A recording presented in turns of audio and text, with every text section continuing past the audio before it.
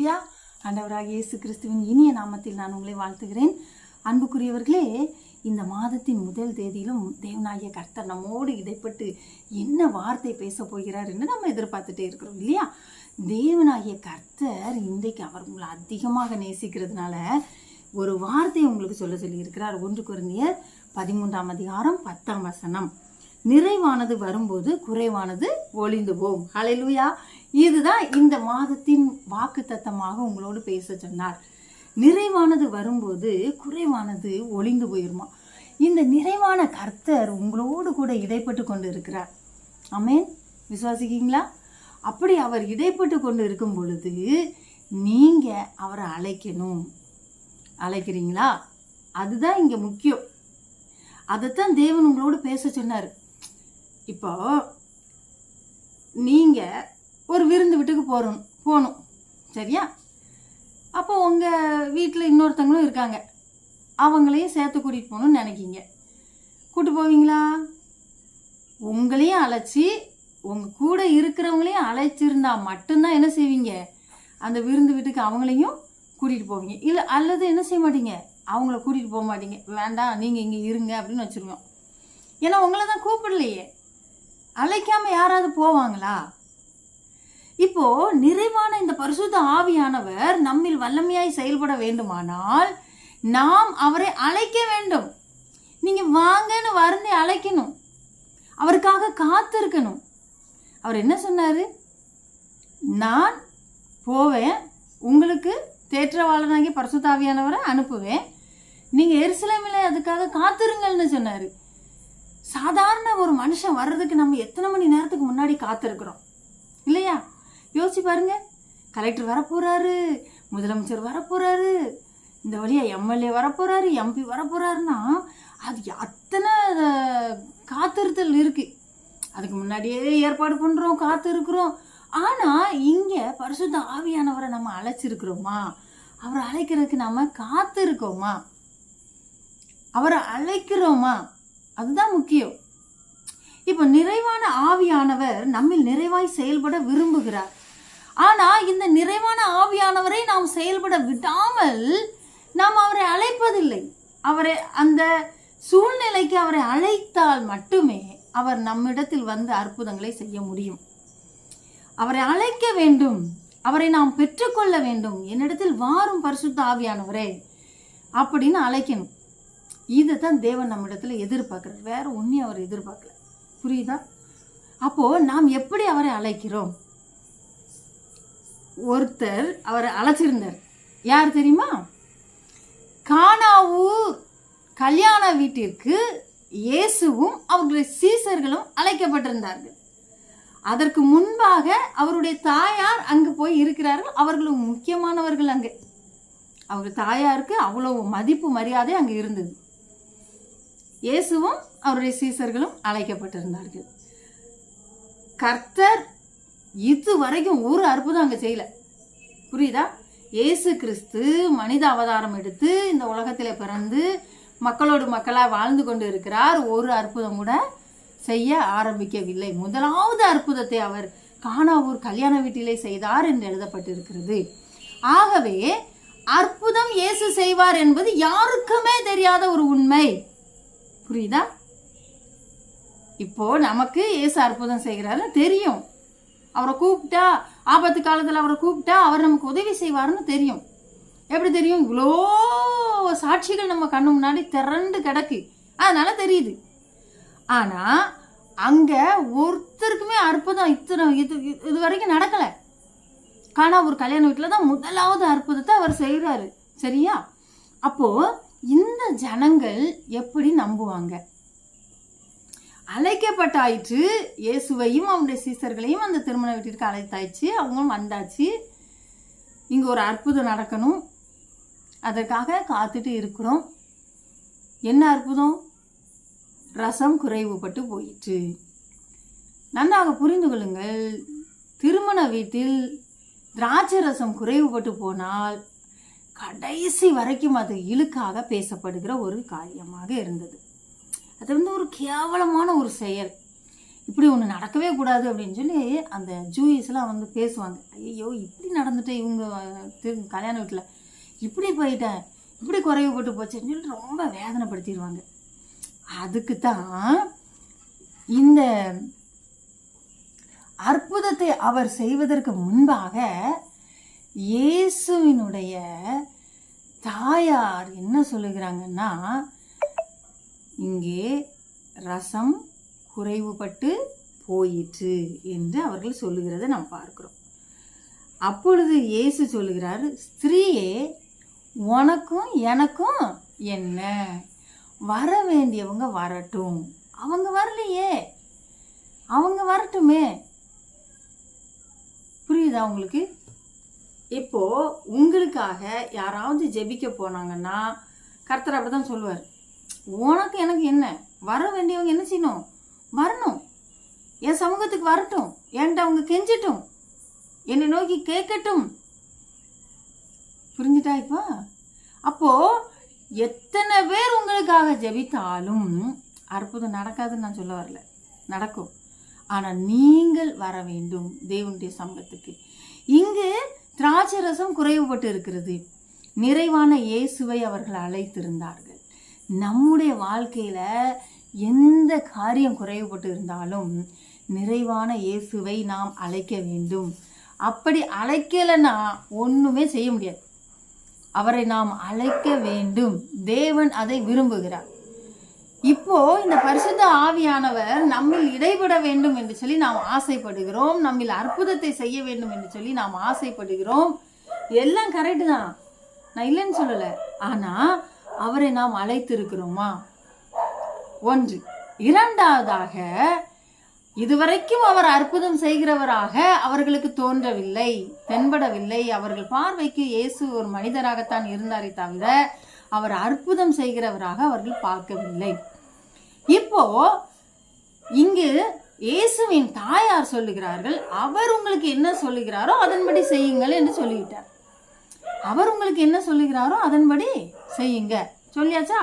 அப்போ இயேசுவின் தாயார் சொன்னபடிக்கு இவர்கள் கீழ்ப்படிய வேண்டும். ஏன்னா இயேசுவை காட்டிலும் இயேசுவின் தாயாருக்கு அங்கு மதிப்பு அதிகமாக இருந்தது. அந்த நாட்களில் அந்த தாயார் மீது அவ்வளோ ஒரு மதிப்பும் மரியாதையும் தெய்வத்தினுடைய பக்தி அவர்களிடத்தில் இருக்கிறது என்கிறதையும் அவர்கள் அறிந்திருந்தார்கள். இந்த இயேசு ஒரு சாதாரணவர் அல்ல என்பதையும் அவர்கள் அறிந்திருந்தார்கள். ஆகவே இந்த நிறைவான இயேசுவை அவர்கள் வரவேற்றது மாத்திரமல்ல, அவர் என்ன சொல்றாரோ அதன்படி என்ன செய்யணும், கீழ்ப்படிய வேண்டும். இரண்டாவது காரியம், ஒன்று, பரிசுத்த ஆவியானவரை நீங்க உங்க வாழ்க்கையில அழைக்க வேண்டும், அவரை பெற்றுக்கொள்ள வேண்டும். இரண்டாவது, அவர் சொல்லுகிறபடி நீங்க கீழ்ப்படிய வேண்டும். அந்த கீழ்ப்படிதல் இருந்தால் மட்டும்தான் நாம் பெற்றுக்கொள்ள முடியும் பிரியமானவர்களே, அல்லது ஒன்றையுமே பெற்றுக்கொள்ளவே முடியாது. நிறைய பேர் எங்களுக்காக ஜெபம்னுங்கன்னு சொல்லுவாங்க. சரியா? நானும் சரின்னு சொல்லிட்டு அவங்களுக்காக ஜெபம் பண்ணிக்கிட்டு இருப்பேன். அப்போ கர்த்தர் சில காரியங்களை வெளிப்படுத்துவார், இந்த மாதிரி இருக்குமா சொல்லுன்னு. நம்ம சொல்லும்போது அதை அவர்கள் உணர்ந்து அதை விட்டு விட்டால் அவர்களுக்கு அது ஆசீர்வாதமாக போய் சேரும். அப்படி உணர்வு இல்லை, அவங்களுக்கு அதை விட்டு விடுறதுக்கு மனசு இல்லைன்னா என்ன செய்ய முடியும் சொல்லுங்க? தேவனால் கிரியை செய்ய முடியாது. அதுதான் நான் சொல்ல வரேன். ஆகவே இன்றைக்கு நீங்கள் அற்புதத்தை எதிர்பார்த்து நின்று கொண்டிருக்கிறீங்க. எனக்கு வாழ்க்கையில குறைவுபட்டு நான் காணப்படுகிறேன், என் வாழ்க்கையில இந்த காரியத்துல குறைவு இருக்கிறது, என் மகளுடைய வாழ்க்கையில குறைவு இருக்கிறது, என் மகனுடைய வாழ்க்கையில குறைவு இருக்கிறது, என்னுடைய வாழ்க்கையில குறைவு இருக்கிறது, என்னுடைய திருமண வாழ்க்கையில குறைவு இருக்கிறது. இப்படி குறைவுகளோடு நான் இருக்கிறேனே, எனக்கு நிறைவான ஆசீர்வாதம் வேண்டும். இந்த நிறைவான ஆசீர்வாதம் எப்படி வரும்? அப்போ நிறைவானது வரும் பொழுதுதான் குறைவானது ஒளிந்து போகும் என்று சொல்லப்பட்டிருக்கிறது. அப்போ நிறைவான ஆசீர்வாதத்தை நாம் பெற்றுக்கொள்ள நிறைவான பரிசுத்த ஆவியானவரை நாம் அழைக்க கடமைப்பட்டு இருக்கிறோம். அவரை அழைக்கணும். அப்பா வாங்கப்பான்னு சொல்லி கூப்பிடணும். என்கிட்ட வாங்க, என் பிள்ளைகிட்ட வாங்க, எங்களுக்குள்ள செயலாற்றுங்க. சில பிள்ளைகளுக்கு மந்த புத்தி இருக்கலாம், ஞானத்தில் குறைவுள்ள பிள்ளைகளாக இருக்கலாம், சிலருக்கு தேவைகள் அதிகமாக இருக்கலாம், லட்சக்கணக்காக தேவைப்படலாம், அங்கே பணமே இருக்காது. அப்போ அந்த குறைவுபட்டு இருக்கலாம். பொருளாதார குறைவுகள் இருக்கலாம், வேலை வாய்ப்பு இல்லாத நிலைமை இருக்கலாம், குழந்தை பாக்கியம் இல்லாத என்ன குறைவாக இருந்துட்டு போகுது. அப்போ அங்கே ஒரு குறைவு இருக்கிறதே, அந்த குறைவை நிறைவாக்குற கர்த்தரை நாம் அழைத்திருக்கிறோமா? அவர் நம்மிடத்துல வந்து வாசம் பண்ணுகிறாரா? அவர் சொல்லபடி நம்ம நடக்கிறோமா? பரமண்டலங்களில் இருக்கிற எங்கள் பிதாவே, உம்முடைய நாமம் பரிசுத்தப்படுவதாக, உம்முடைய ராஜ்யம் வருவதாக என்று நாம் ஜெபிக்கிறோமே. உம்முடைய ராஜ்யம் வருவதாகனா என்ன அர்த்தம்? உம்முடைய ராஜ்யம் வருவதாகனா என்ன அர்த்தம்? அது சொல்லுங்க. இப்ப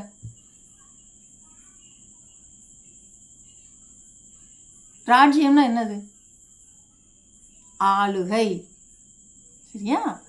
அங்கே நீர் ஆளுகிறீர், என்னையும் நீர் ஆண்டு கொள்ளும் என்று நம்மையே சமர்ப்பிக்கிறது தான் அந்த அர்த்தம். இங்கே அதைத்தான் கர்த்தர் எதிர்பார்க்கிறார். நீ உன்னை ஆண்டு கொண்டு இருக்கிறாயா, அல்லது நான் உன்னை ஆளும்படிக்கு நீ என்னை ஒப்பு கொடுத்திருக்கிறாயா? ஒரே ஒரு காரியத்தை நான் சொல்ல ஆசைப்படுகிறேன். இன்றைக்கு அநேக குடும்பங்களில் பிரச்சனை, போராட்டம் எதுக்கு வருது தெரியுமா? ஏன் கணவன் மனைவிக்கு இடையில பிரிவினைகள், சண்டைகள், போராட்டங்கள்? தலையாகிய கிறிஸ்து எல்லாவற்றுக்கும் தலையாக இருக்கிறாரு. இரண்டாவது, குடும்பத்துக்கு தலையாக இருக்கிறது கணவன். அந்த கணவனுக்கு மிஞ்சி நாம் பேசும் பொழுது அங்கே பிரிவினைகள், சண்டைகள், கோபங்கள், எரிச்சல்கள், அடிதடிகள்லாம் வந்துடுது. புரியுதா? மனைவியானவள் எப்பொழுதுமே தன் சொந்த புருஷனுக்கு கீழ்ப்படிந்திருக்க வேண்டும் என்பதுதான் கர்த்தருடைய வார்த்தை. நாம் என்ன செய்கிறோம்? அதை செய்கிறோமா? அதை யோசிக்கணும். இப்போ எப்படி கர்த்தர் நமக்கெல்லாம் தலையாக இருக்கிறாரோ, சபைக்கெல்லாம் தலையாக இருக்கிறாரோ, அதுபோல் உங்கள் சொந்த புருஷனுக்கு நீங்கள் கீழ்ப்படிந்திருக்க வேண்டும் என்பதுதான் சட்டம். நீங்கள் பெரிய அறிவாளி மாதிரி அவருக்கு அட்வைஸ் பண்ணிட்டு இருக்க வேண்டிய அவசியம் இல்லை. புரியுதா? சிலர் அப்படிதான், நம்மவா பெரிய அறிவு, நமக்குலாம் எல்லாம் தெரியும்னு சொல்லிட்டு புருஷனுக்கு அட்வைஸ் பண்ணிட்டு இருப்பாங்க. கடைசியில் அவனுங்களுக்கும் சண்டை தான் வரும். ஒத்தே போவார், ஒரே பிரச்சனை, ஒரே போராட்டம். என்னடா பண்ணுறது? அப்புறம் 2 பேரும் சேர்ந்து பிரிஞ்சிருவாங்க. அப்புறம் என் புருஷன் இல்லை, என் பொண்டாட்டி இல்லைன்னு உட்காந்துருக்க வேண்டியதுதான். ஒருத்தருக்கு ஒருத்தர் வேத வார்த்தைகளை கவனித்து வசனம் என்ன சொல்லுகிறதோ அதற்கு கீழ்ப்படிவதற்கு தான் தேவன் இன்றைக்கு உங்களை அழைத்திருக்கிறார். ஒன்று, பரிசுத்த ஆவியானவரை நீங்கள் கூப்பிடுங்க, அழைச்சிக்கோங்க. உங்கள் வாழ்க்கையில் அவர் வேணும். அவருடைய அபிஷேக கரம் உங்கள் மேலே எப்பவும் இருக்கணும். அவருடைய அபிஷேக வல்லமை இப்பொழுது எப்பவும் உங்களை ஆட்கொண்டு இருக்கணும். 2வது, அவருக்கு நீங்கள் கீழ்ப்படிந்தவர்களாக காணப்பட வேண்டும். அவர் எப்படிப்பட்ட சவாலை உங்கள் கையில் கொடுத்தாலும் அதை நாம் செய்து முடிப்பவர்களாக காணப்பட வேண்டும். அல்லது நான் ஒன்றுமே பண்ண முடியாது. அவருக்கு கீழ்ப்படிய முடியவில்லை என்றால் நம்முடைய வாழ்க்கையில் என்றைக்குமே மேல்படியை பார்க்கவே முடியாது. சில வேளைகளில் உங்கள் கையில் சம்மந்தமே இல்லாத ஒரு காரியத்தை கொடுத்து இதுக்கு கீழ்ப்படிய சொல்லுவார். அப்போ அந்த மாதிரி டைமில் நமக்கு கீழ்ப்படிய முடியாது. இதுக்கு எனக்கு சம்மந்தமே கிடையாது, இந்த பாதையில் நான் போகவே முடியாது, இதில் எனக்கு வழியே கிடையாது, நான் என்னால் முடியாதுப்பா அப்படிமோ. கர்த்தர் சொல்லுவார், நீ போ. யாரோ ஒருத்தருக்காக உங்களை போய் சொல்லுவார். யாரோ ஒருத்தர் செய்ததுக்காக உங்களை போய் சொல்லுவார். புரியுதா? என் வாழ்க்கையில் அது செஞ்சுருக்கிறேன் நான். யாருக்கோ அடி விழுந்திருக்கும், யாரையோ கொண்டு போட்டிருப்பாங்க. கடைசியில் கர்த்தர் அதில் தூக்கி நம்மளும் தள்ளிடுவார். நீ இந்த யுத்தத்தில் நில்லு, நீ ஜெயிச்சுட்டு வா. எப்பா எத்தனை வருஷம் ஆச்சு? அது 10-20 வருஷத்துக்கு மேலே ஆச்சு. அப்போது நானா இப்போ கிடச்சேன்? உன்னை கொண்டு தான் செய்ய முடியும். தைரியமாக இருக்கிறவங்கள வச்சு தான் செய்ய முடியும். யுத்தத்தில் முன்னால் நிற்கிறவங்கள தான் நிப்பாட்ட முடியும். பின்னாடி ஓடி கோலையாக நிற்கிறவங்கள வச்சுட்டு என்ன பண்ண முடியும்? புரியுதா? ஆகவே தேவன் உங்களில் மகிமைப்பட வேண்டும். உங்கள் குறைவு நிறைவாக்கப்பட வேண்டும். அப்படி உங்கள் குறைவு நிறைவாக்கப்படணும்னா நீங்கள் கர்த்தருக்கு கீழ்ப்படுகிறவர்களாக இருக்க வேண்டும். அது எந்த ஒரு சூழ்நிலையாக இருந்தாலும் சரி. தண்ணியை தான் கொண்டு போய் மோந்து ஊத்துனாரு. அதுவும் எப்படி? யூதர்கள் முறைமையின்படி காலை கழுவுற கற்சாடி, ஒதுக்கி வைக்கப்பட்ட பாத்திரம். அதெல்லாம் அவங்க வீட்டுக்குள்ளே வரும்போது அந்த காலை கழுவிட்டு உள்ளே வருவாங்க இல்லையா, அந்த பாத்திரம். அதில் தண்ணியை நிரப்பியாச்சு. சரி நிரப்பியாச்சு விடுங்க, ஊற்றுப்பான்ட்டார். எதை? தண்ணியை. நாம் செய்வோமா?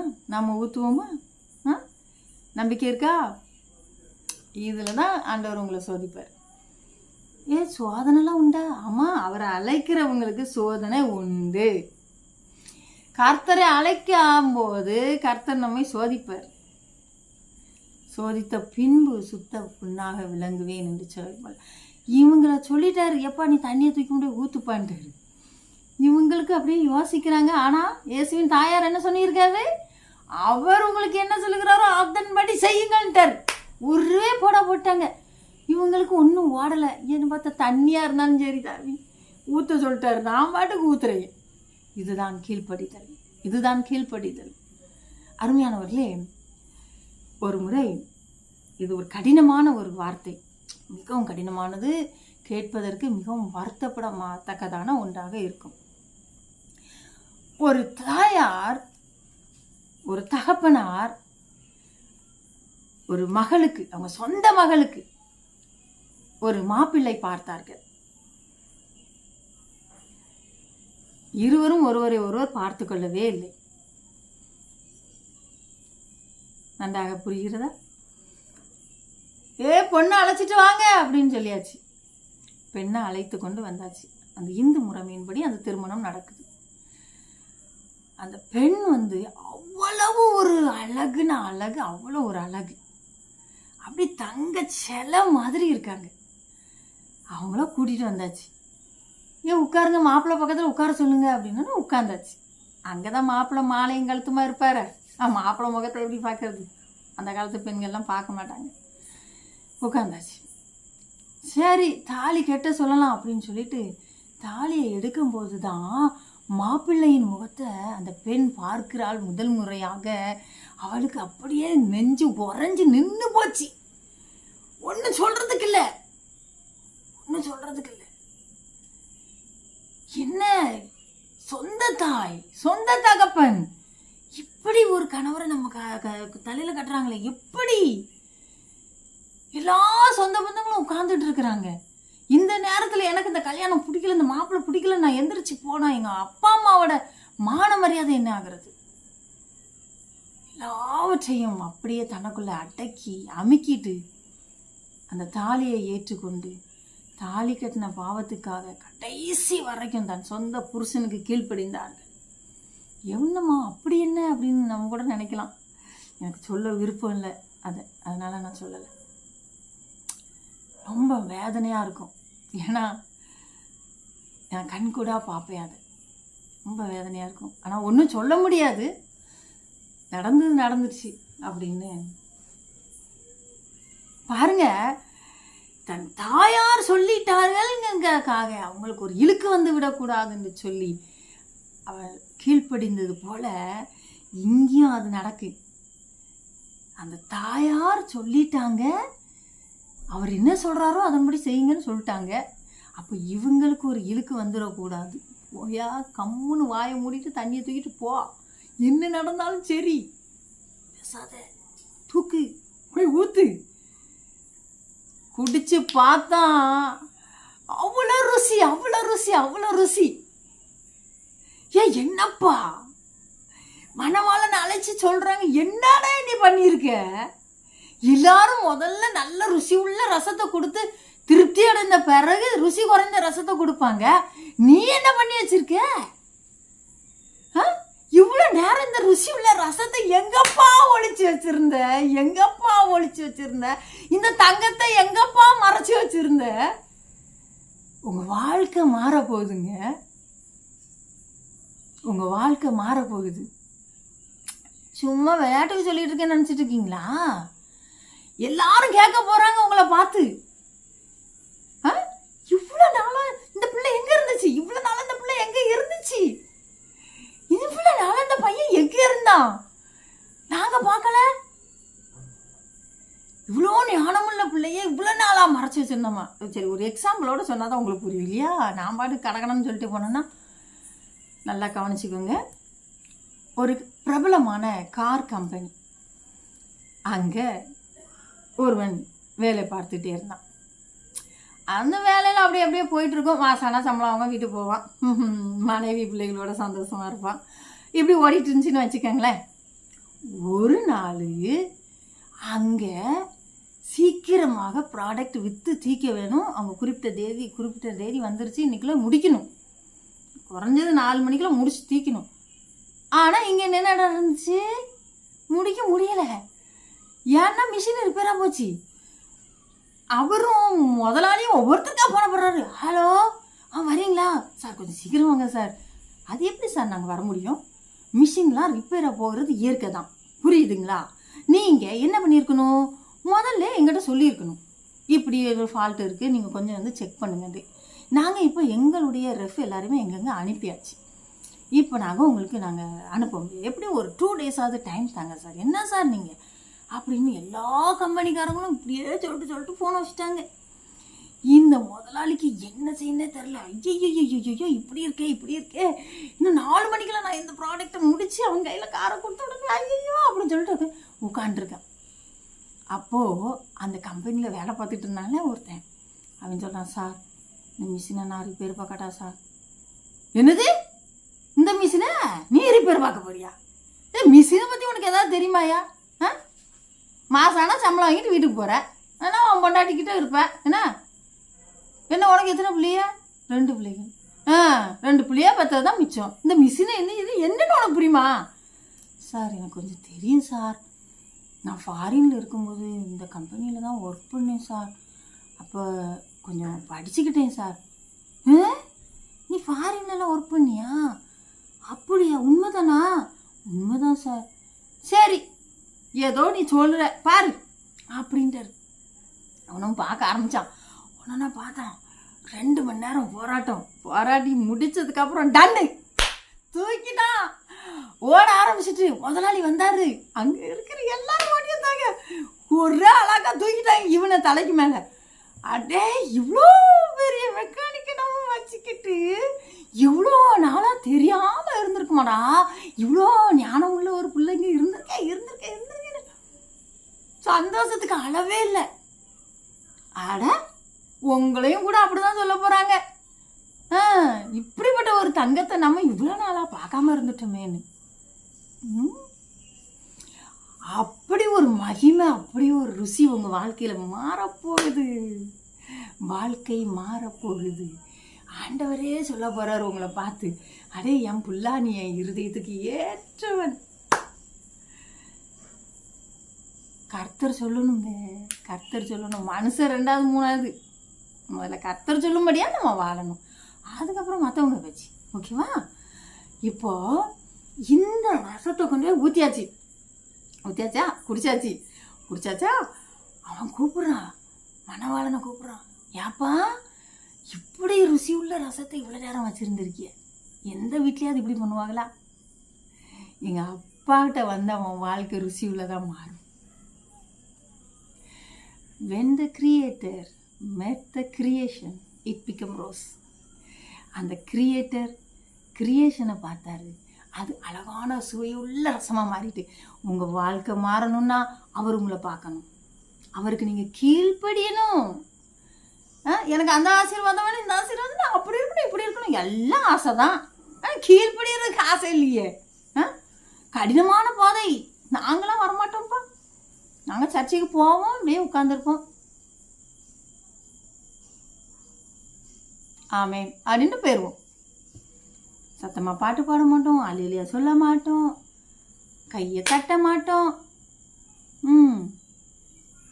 புரிஞ்சுட்டா? இப்போ அப்போது நம்ம கீழ்ப்படியணும். கீழ்ப்படிஞ்சா உங்கள் வாழ்க்கை மாறும்.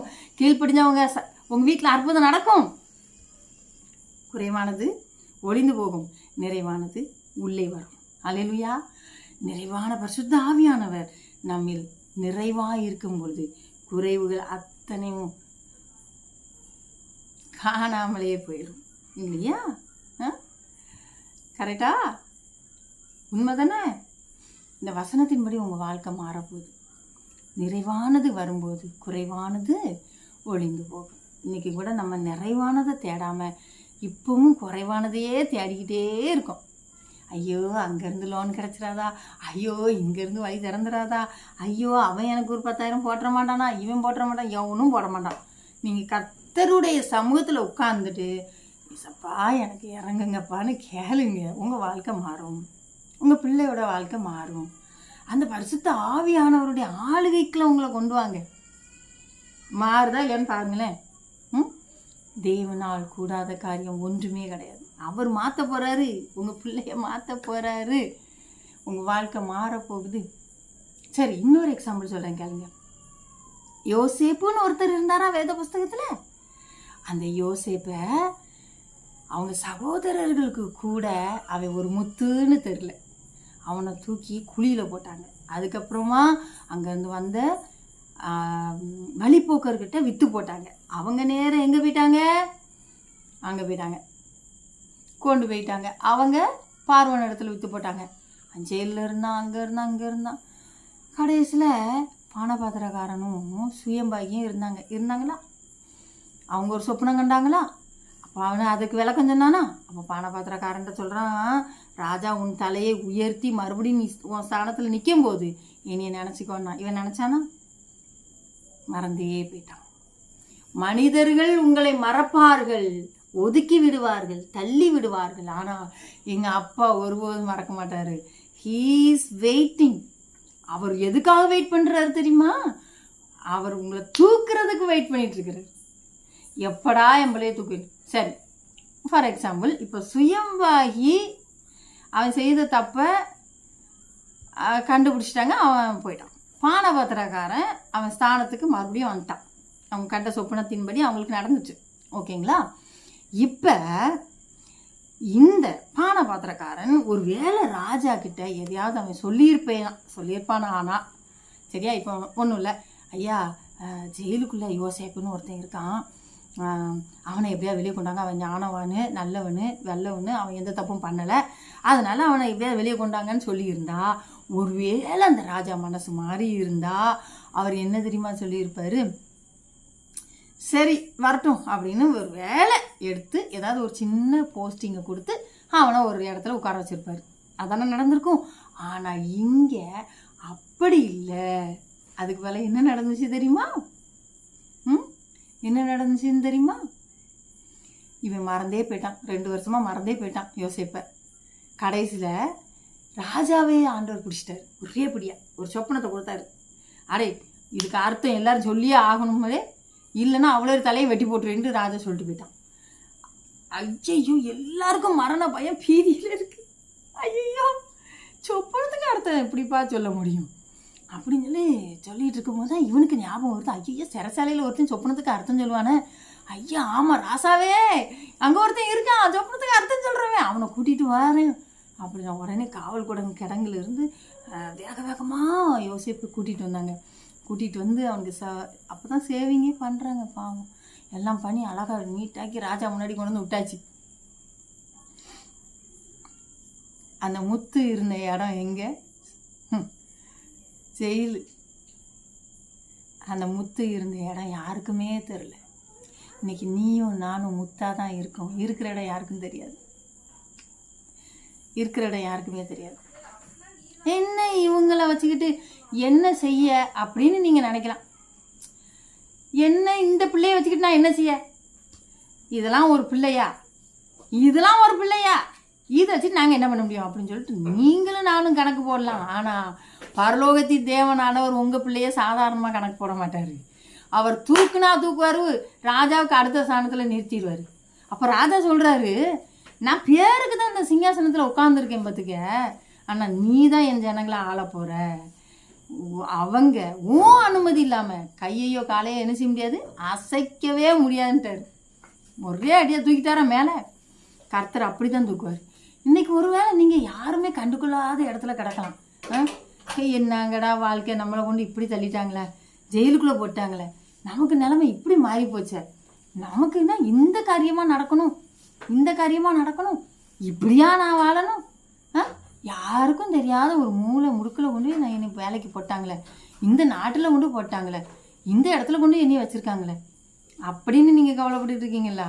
கர்த்தர் உங்களை தூக்கி எல்லாத்துக்கும் மேலே கொண்டு போய் வச்சு என் பிள்ளை பாருங்கன்னு அழகுபடுத்தி பார்ப்பார். தேவன் உங்களை அழகுபடுத்தி பார்ப்பார். அவர் அழகுபடுத்தினா எப்படி படுத்துவார்? யோசாப்பை தூக்கி வச்சாங்க பாருங்க. அப்போது ஒரு கொண்டாட்டம் வந்துச்சு, டண்டனக்கான்னு பயங்கர சந்தோஷம். எப்படின்னா இவன் யாருக்குமே இவனோட அருமை தெரியாமல் ஜெயிலுக்குள்ளே போட்டாச்சு இத்தனை வருஷமா. தூக்கிட்டு வந்து அப்பா ஒரு வயிறு கட்டியே நம்மக்கிட்ட இருந்திருக்கு இத்தனை வருஷம், நமக்கு அந்த அறிவு இல்லாமல் போச்சே, அதை கொண்டு ஜெயிலுக்குள்ளேயே போட்டு அந்த அறிவை மழுங்கடிச்சிட்டோமே அப்படின்ட்டு தான் அவன் அப்படியே சாஷ்டாங்கமாக யோசேப்பு காலில் விழுந்துட்டான். ஐயா நீதாயா எல்லாமே, நாங்களாம் சும்மா ஒரு பேருக்கு தான்யா அப்படின்ட்டான். அவன் முத்திரை மோதிரத்தை தூக்கி அப்படியே யோசேப்பு கையில் கொடுத்துட்டாங்க. இன்னைக்கு நான் சொல்கிறேன், எங்கள் அப்பாவோட முத்திரை மோதிரமா நீங்கள் மாறுவீங்க. எங்கள் அப்பா கையில் வச்சிருக்க முத்திரை மோதிரமா நீ மாறுற. அது நடக்குமா? நடக்கும். அவர் சொல்ல ஆகும், அவர் கட்டளையிட நிற்கும் என்று வார்த்தை சொல்லப்பட்டு இருக்கிறது. அது போல நீ சொல்லும் போது நடக்கும். அதுக்கு பேர் தான் முத்திரை மோதிரம். முத்திரை மோதிரம்னா என்னது அந்த நாட்களில் இப்போ நம்ம வந்து சீல் குத்திட்டு போயிட்டாங்க அப்படிங்கிறோமா, சீல் வச்சுட்டு போயிட்டாங்க அப்படின்னு சொல்கிறோமா, அதுதான் முத்திரை.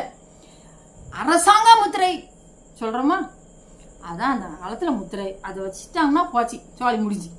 அதை வந்து யாராலையும் என்ன செய்ய முடியாது, மாற்றவே முடியாது. சொன்னது அப்படின்னு ஒரு தீர்ப்பு மாதிரி.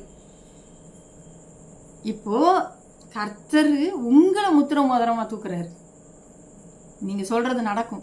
நீங்க என்ன சொல்றீங்களோ அது அப்படியே நடக்கும். போதுமா? அதுக்கு ஒன்னே ஒண்ணுதான் நீங்க செய்யணும். என்ன தெரியுமா? நிறைவான பரிசுத்த ஆவியானவரை என்னை ஆட்கொள்ளும்னு கேட்கணும். ரெண்டாவது, அந்த பரிசுத்த ஆவியானவர் என்ன சொல்றாரோ அதுக்கு என்ன செய்யணும்? கீழ்ப்படியணும். இந்த யோசேப்பு கீழ்ப்படிந்தாருமா.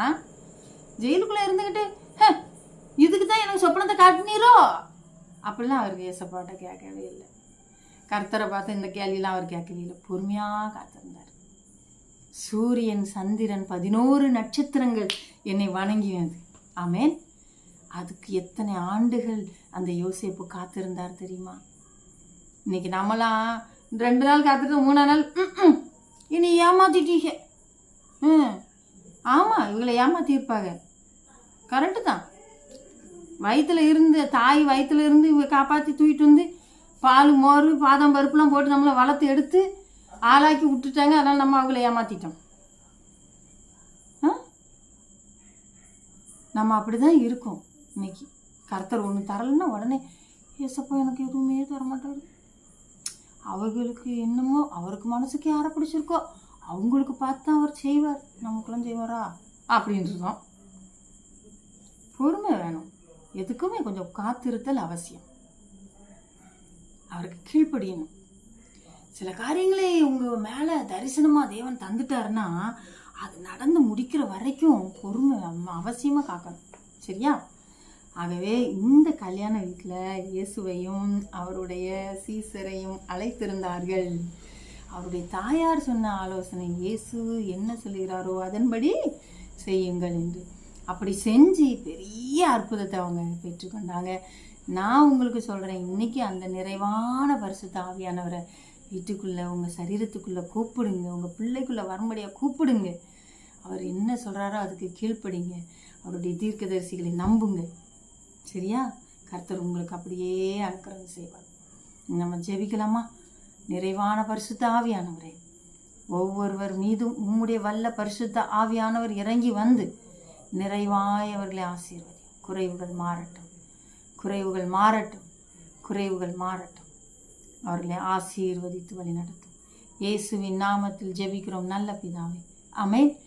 உங்களுக்காக நான் ஜெபிக்க ஆயத்தமாக இருக்கிறேன். உங்களுடைய ஜெப விண்ணப்பங்களை எனக்கு தெரியப்படுத்துங்கள். ஹல்லேலூயா.